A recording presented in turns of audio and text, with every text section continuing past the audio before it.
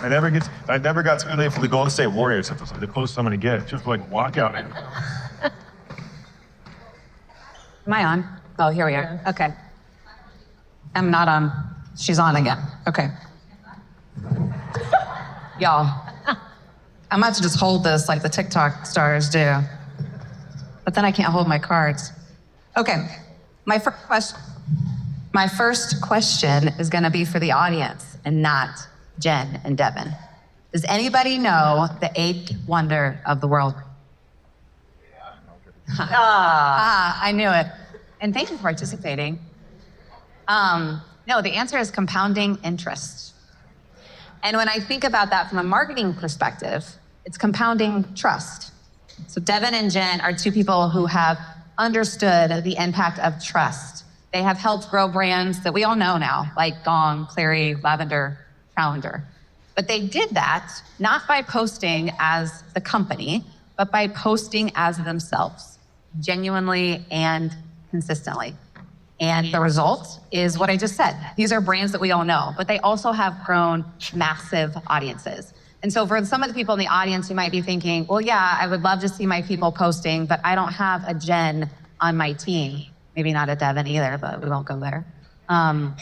But this isn't regulated to the Jens and the Devins of the world. In fact, the stats are backing this up more and more, and I will try and use both my hands to do this.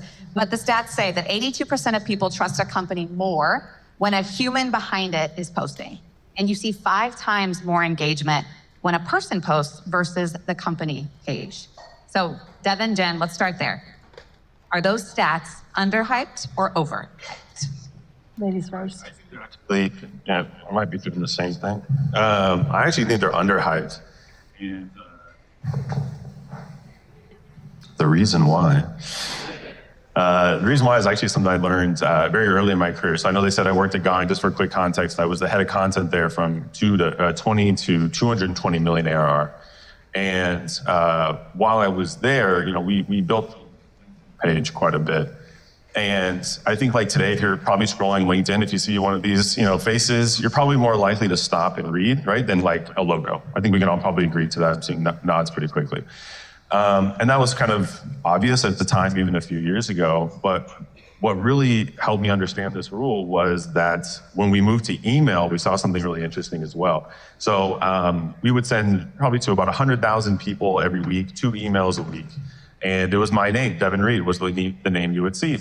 And so someone in our kind of like marketing strategy test was like, hey, Gong's kind of like big now, and Devin, you're moderately cute, but like we should probably put Gong's name instead on the emails. And so we did, and we ran an A/B test, and Devin Reed won every single time.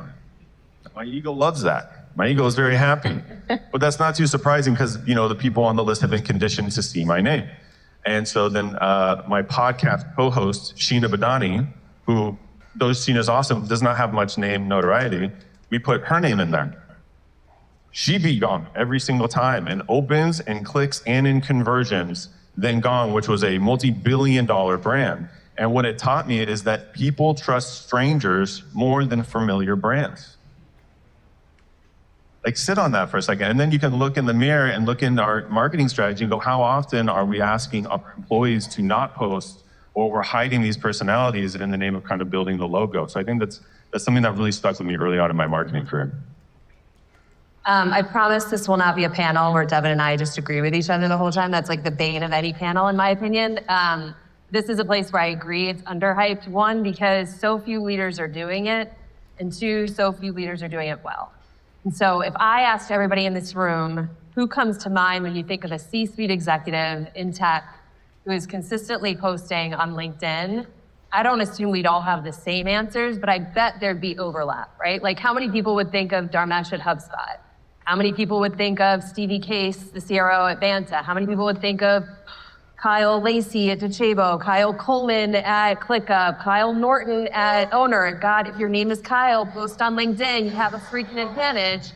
And I think the thing that makes it so effective is they aren't walking billboards for their company. Like, I think the reason I started following Stevie in the beginning was because she was talking about, I think she was like the world's first professional female gamer. I'm like, that's so freaking cool. Like, I want to learn more about that. And in turn, I started learning about Vanta because when she would post about Vanta, well, I already really liked the way that she talked. So I would find that engaging. Am I the ICP for Vanta? No, I'm not. But if someone came to me and said, do you know anyone in that space? That would be the first company I thought of because of Stevie. And so I think there's this dichotomy of well, I either have to unload all of my childhood trauma in a LinkedIn post, or I have to be this complete corporate stiff.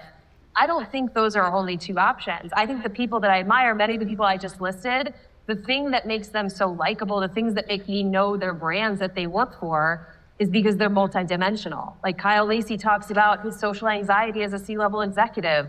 Kyle Norton, who I think many of us would look to as one of the dudes that has figured out how to operationalize AI, constantly shows up and is yeah, this worked, but this is the thing that's broken now, and this is what I want to learn about it.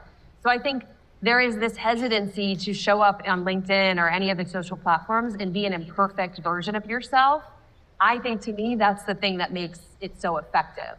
And so I think we all go through this pattern of well, what do I say? And what if people think I'm stupid? It's the internet. Somebody's going to think you're stupid. Just kind of ride with it. That's my position on it. Well, I want to lean into the AI of it all because it was mentioned, obviously.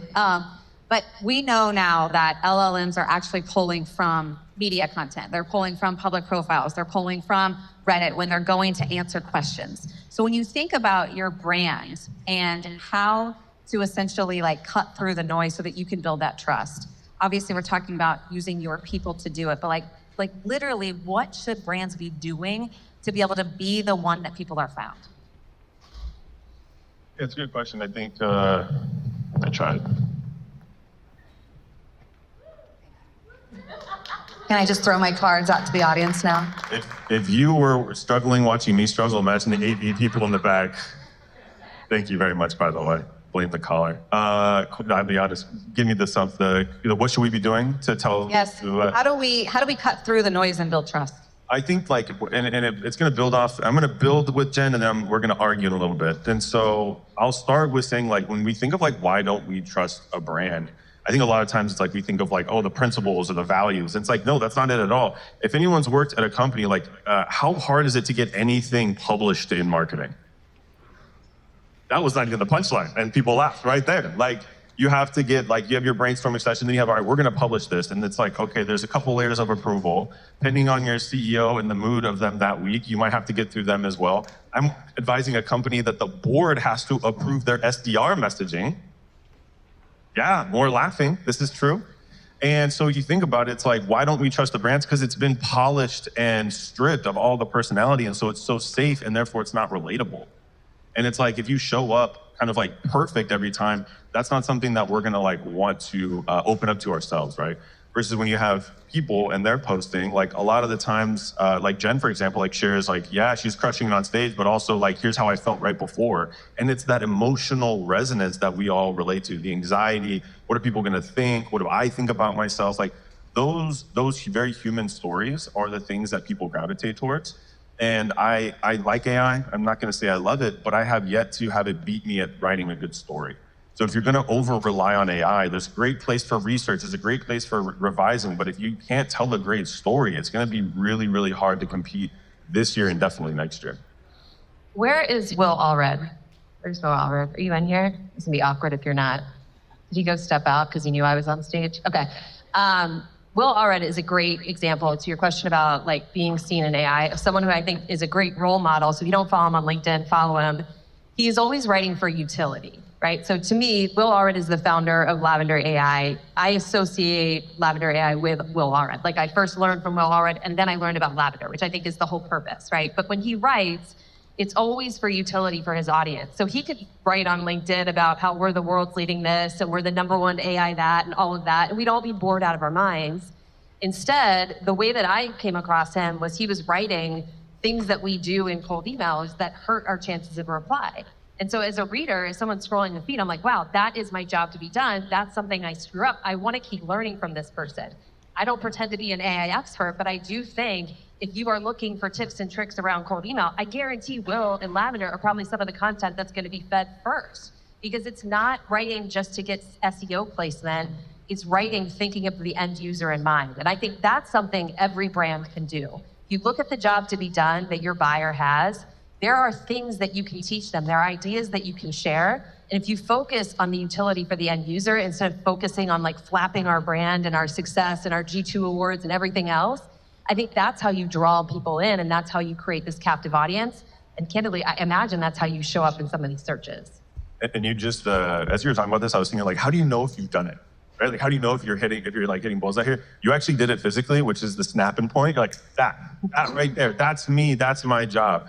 And the way also, like, yeah, there's the tactical part, like the solution. The other way to do it is like focus on a problem, own the problem, but coin the phrase.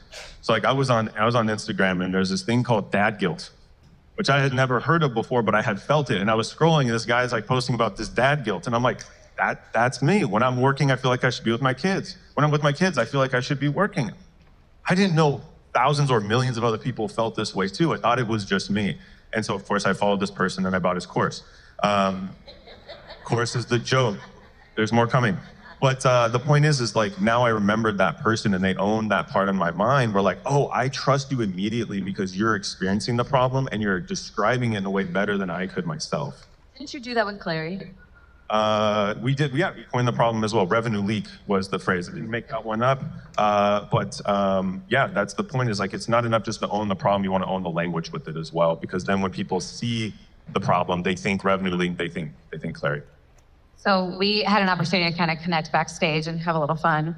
And you just brought up this idea of really audience and knowing your audience and the connection to trust. Jen, I'm going to tee you up for this one pretty explicitly. Give us your analogy here.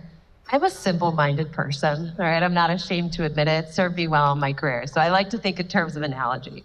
And so I think when we think about posting on LinkedIn, I think the first tendency, at least my first tendency, was like, I want people to think I'm smart. So when I posted on LinkedIn in the beginning, if you go back, God willing, it's just a bunch of like research and stats, because you can't argue with research, right? So it was a really safe way to start posting. And I think that's what a lot of us tend to do, is like, I just want to be looked at as the smartest person in the room. However, let's say you leave this lovely event and you find yourself in a dark alley. We're going there. You're in a dark alley and it's just you. And then all of a sudden, someone in like a very stiff corporate suit starts approaching you. And they're talking about how they're the world's leader of AI-powered revenue orchestration, whatever. My immediate reaction is gonna be like, what's up with this dude? Like, what's going on with him? And I'm gonna be like kind of standoffish.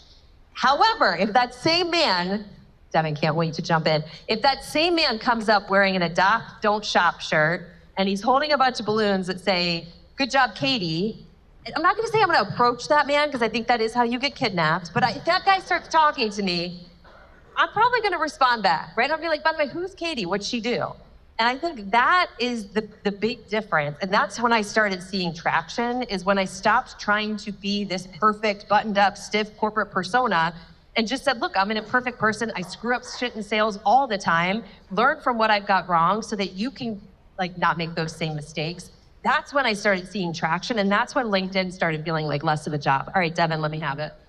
I mean, first of all, the fact that you're just like promoting dark alleyways right now, I'm not super a fan of. I have daughters, so if I see a dude wearing a Katie shirt and balloons, I'm like, this is kind of what they taught me in school, right? Like, stay away from these weirdos. So personally, I don't agree with that at all. But I will say the difference is, like, if you made me pick, stay off in this alley, or a well-lit alley in my case, I'm leaning towards the guy in the suit, I'll be honest. Now, that's because I don't know the reference. I'm guessing there's a reference that you're, like, there's a show or something with this Katie. There's no reference. I just think, like, he's nice. Even weirder that this isn't a thing you watched earlier today. I kind of hate it. But my point is this. What if you were going to identify with that person, right? If you gave me those two options, no matter where we are, I did not identify with Katie shirt guy, but I identified more with the suit guy. So I'm going to go that route. You were on the other side, obviously. And so the point being, like, if we want to think about it, the key of what you're really talking about is like, how relatable am I, or is this person to me? Because that's what attracts us, right? So like, I think a lot of times people think of sales as push. But marketing is really about attracting. And so when you think about like, how are you magnetic in your marketing, it is by having the visual identity, but also the moral identity, and sharing the interests that people will see in the dark alley, and they will come towards you and hopefully buy your balloons or whatever this guy's selling. I'm not sure. He's not selling the balloons, okay? I'm simply saying he seems like he celebrates others. He might be a nice guy. Now I'm interested in who Katie is, all right? Somebody in this audience agrees with me. I know it. Probably, three people. Great. Dude, let's make sure. Okay, go on. We got to stay out of the dark alleys. But one of the things I want to lean into is because obviously you two are very comfortable in your skin. You know what to say. You're confident. You're engaging. I'm done complimenting you now. But for people who are looking to say, I want to start creating content, I want to help my brand become more visible, like what are the things that you would tell them to do to get to that level of confidence and comfortability? So I'll say, have them write about something they actually enjoy, not work, right? So if you love playing guitar, if you love animals, if you love whatever, get in the habit of writing about stuff that you're passionate about, and actually like tell the team, pick something you're passionate about, write about it, and then share it. Because I think what most of us get in our heads about, I certainly did, is like, well, what if I'm rejected, right? What if one person likes it? That's a shitty feeling. I don't care who you are. That doesn't feel good to do that. But I think we have to learn to take pride in what we have to say. And it's easier to start by writing about something you're passionate about.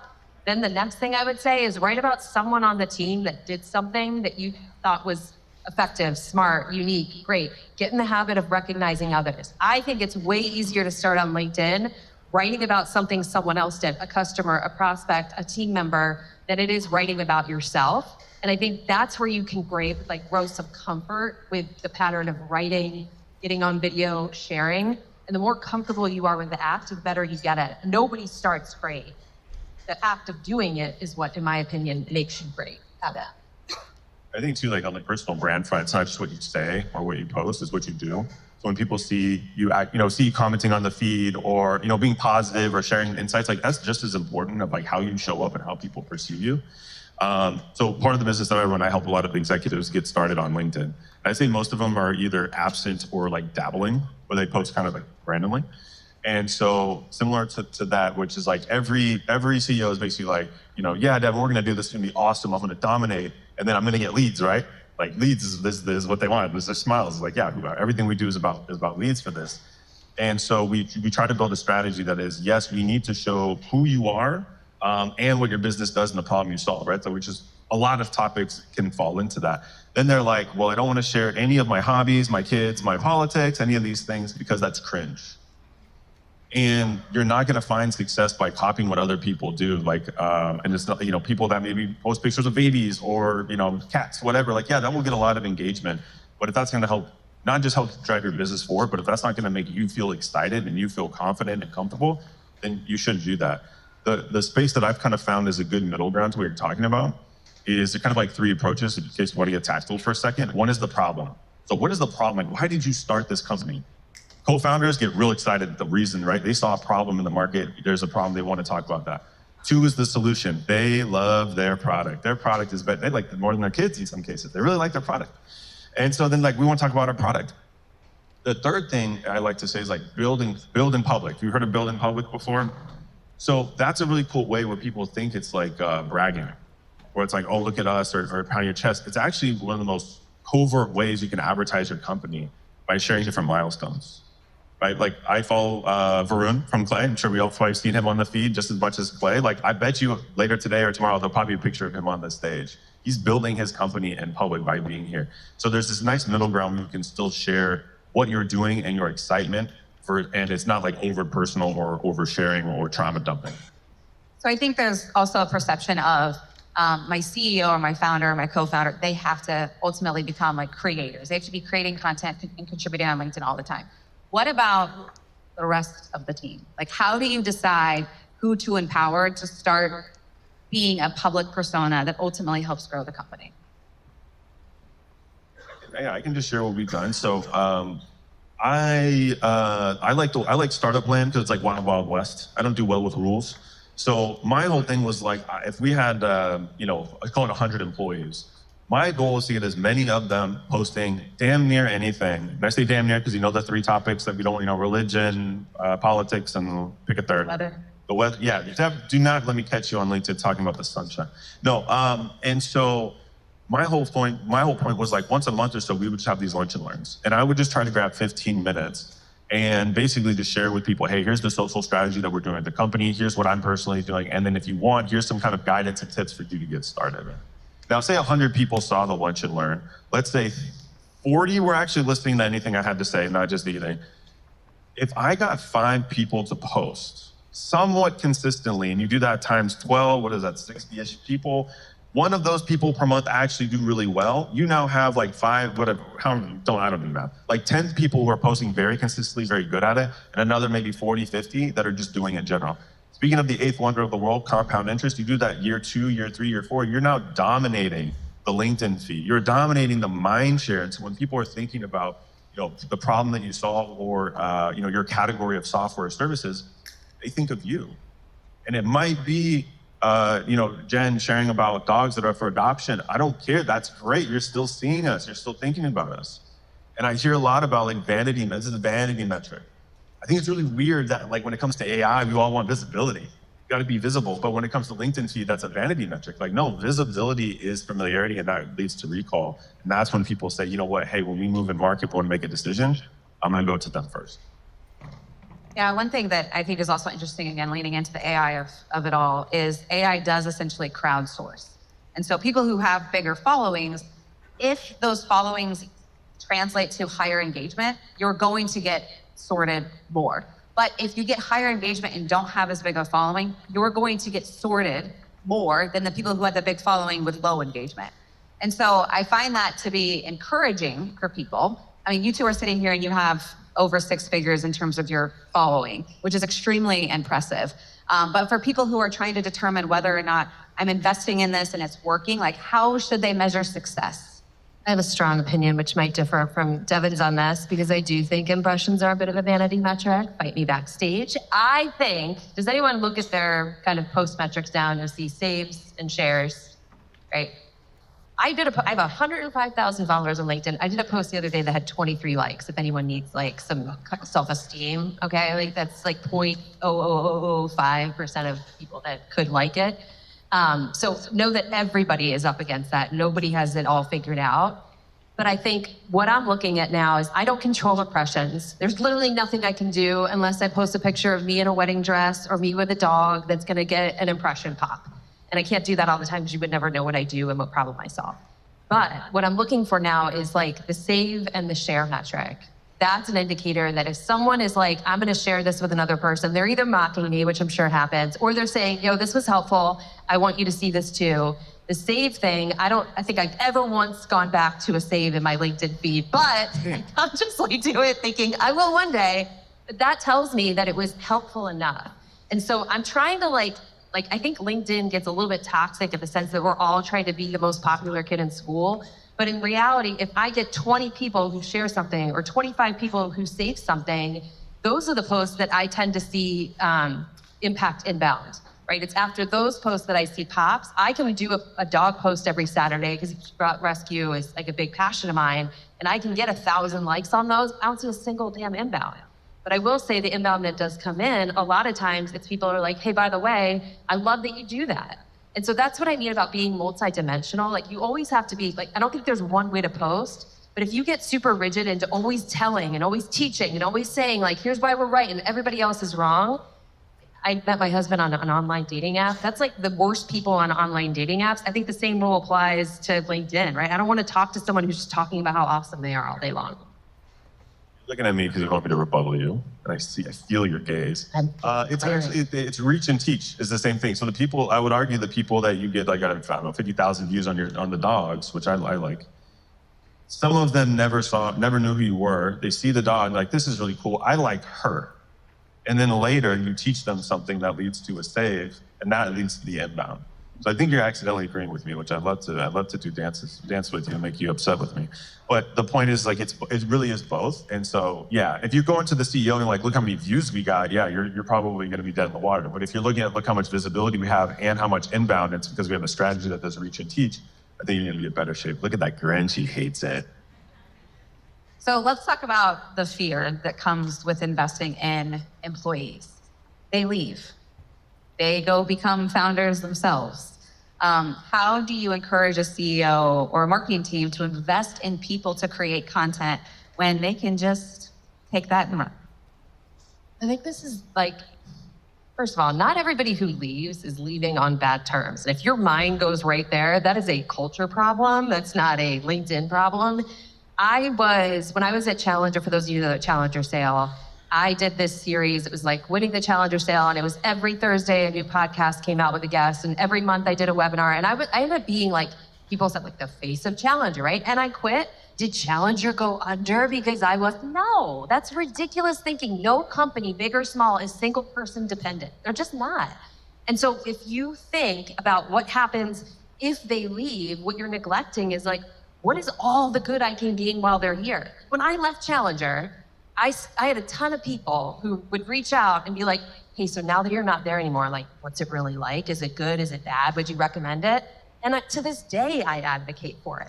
But now there's not the assumption or this like concern around how honest is she being. So I think when you have a public face as one of your employees, unless you're treating them like shit, I don't know that it's a big problem if they leave, because they will probably continue to advocate for your business long after they're gone.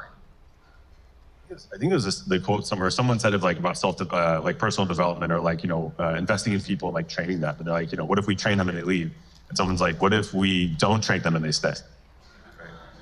And I think the same thing, it's like you're leaving so much, like I'm very blunt with these CEOs. I'm like, you're leaving so much money on the table. And basically by saying, we're not gonna invest in them, we don't want people to post. I'm like, are you okay that like your number one, number two, number three competitors are probably doing the opposite? Like they're going to the watering hole. Like what do we open every single day? We open up our inbox, we open LinkedIn, maybe your CRM if you're in GTM, Play, and didn't pay me to say that, but I know you guys are performing. Like, so where can I build, right? Where can I build? I can't build in CRM and I can't build in any of those GTM texts, but I can build in email and I can build in LinkedIn. So like you should be there trying to win mindshare. And so I'm like, as long as you're okay seeing other, your competitors showing up online. And what really gets CEOs mad is when they hear like dawn calls or call recordings, and they hear that like prospects are like referencing their competitors' content or referencing their CEO. That usually is a really good motivator. So if you're trying to get your executive or your CEO to let you post or do some of these programs, use that competitive edge. It gets them going, and it works really well. One other thing you just made me think of, I think I don't know if you would agree with this, the act of writing on LinkedIn helped me get better at my job, because what it does is if you put something out there, a belief system, assumption, something like that, and then you are corrected by other people, it doesn't mean they're right and you're wrong or vice versa. But it does make you highly aware of what potential objections are we likely to encounter. So I think the whole act of putting beliefs out there gives you a better read on the market, because the internet, people are not shy to share what they believe and think. So I think that's another point in the pro column of having your employees post. Yeah, sometimes they'll get it wrong, but that correction in public sticks way more than, oh, I said something on a call and it didn't go that well. It's probably a bigger issue. So I think that's helpful too. Yeah, so in the couple minutes we have, I want to get a little bit more tactical, and you both have been generous in sharing some specific frameworks and ways of thinking. But if a company is bought in and they're like, I want to empower my people to post, what should they do like tomorrow to get this engine going? It starts at the top, right? People are going to look at the CEO, the CMO, and the C-suite and go, is this behavior okay? So if the C-suite is doing it themselves, like even if it's once a week or every 2 weeks, like just doing it is a great step in the right direction. Second is just telling them like it's okay and we want to. And I've had folks like not even like promoting myself, but like having either someone who has built programs or someone that they look up to who has an audience come in and just do like a workshop or something and just show, hey, this is an investment in your personal development. And that gets people excited. And like kind of what you're saying too is like people, even when they leave, it's like that's a cool place to work. Like when I was there, they hired someone to come in and they helped coach us. There's a Slack channel. Like there's so many things you can do from paid to free to get this behavior going. And so I think it's like you want to just normalize the behavior and encourage it. You can some people have a lot of like gamifying it. I never personally gamified it. I just never needed to, but like at some organizations, it probably would be helpful. So I think it's just like, it's kind of cliche, but like leading from the front and encouraging folks to do it and doing it yourself. The behavior will come, and also just be patient. Like people are nervous. Not everyone's a pro speaker, pro writer, and doesn't want to necessarily put themselves out there right away. And also just big one, you cannot force anyone to do it. You cannot force it. Don't ghostwrite for them if they don't want to post it. Devin won't promote himself, but I will. After this, I would look at a member of your team that you respect and see, do they follow Devin? I guarantee more often than not, the answer is yes. right? So if you show someone we are that serious about taking LinkedIn seriously, that we are willing to bring in someone like a Devin, that signal value means something versus like, oh, what do we need to fill this lunch and learn? Like, everybody post on LinkedIn, here's 10 fun facts. So I think if you want people to take it seriously, you need to invest in making them comfortable and making them realize this is a true asset. This is a differentiator. It's a skill we value. The don't, I would say, because I'm not going to beat Devin's answer there, is do not do that shit where you like give everybody what to say in a post. I'm sure some of us have had to do that. It's horrible. It's never good stuff. And all that does is reinforce bad behavior because that stuff only ever gets like one like. Like, you won an award? Cool. Your mom's probably proud. But other than that, your audience doesn't care. So just please don't go that path. And I'm guilty of doing that. I've written those docs, sent those flags, and been like, please post. And it is annoying. And I don't really recommend it. I didn't feel good. I feel icky now, even like admitting that on stage in front of my peers. But, you know, I'll be honest, I've done it. It doesn't work as well. Okay, last question. We are in a world full of content, a world full of noise. But the brands that will win trust will do what? No, Devin's taking this answer. He's got a great answer. And like I said, I don't like a me too on a panel. So Devin, just wrap this up. Now it's built up so much, I have to deliver it. No, my point is like, and I get asked this question a lot, like how do we win? Like AI is taking over, but it feels like our competitors are beating us. And the truth is that the companies that win are gonna be the ones that tell stories that grab you by the collar and make you feel something that day. And it can be different things. I like more positive, emotions. I think we all kind of tend to like that. But like, as you're going through you're looking at your content strategies, looking at the things you're publishing, like, are you bored reading it? Because you work there. So how do you think other people are going to do it? And so like, as I'm revising content creating, I'm like, if I feel excited, if I feel something, I know that that's going to translate on the screen. It's going to translate to other people. So emotional resonance, and like, don't be afraid to say things that kind of rub people the wrong way. You'd be surprised. Not everyone's going to be so polarized and hate you because you said something on stage they disagree with, or on LinkedIn they disagree with. People will come around, people will follow you, they'll engage with you, and eventually they will buy from you. Wait, can I add one thing to We are out of time. No, actually. I'm adding it. One thing that I do, this like little writing technique I do, which again, Devin might disagree with, is I speak in the language of we, not you, right? So I think the things that really piss me off on LinkedIn was someone's like, your GTM is broken, your outbound is broken.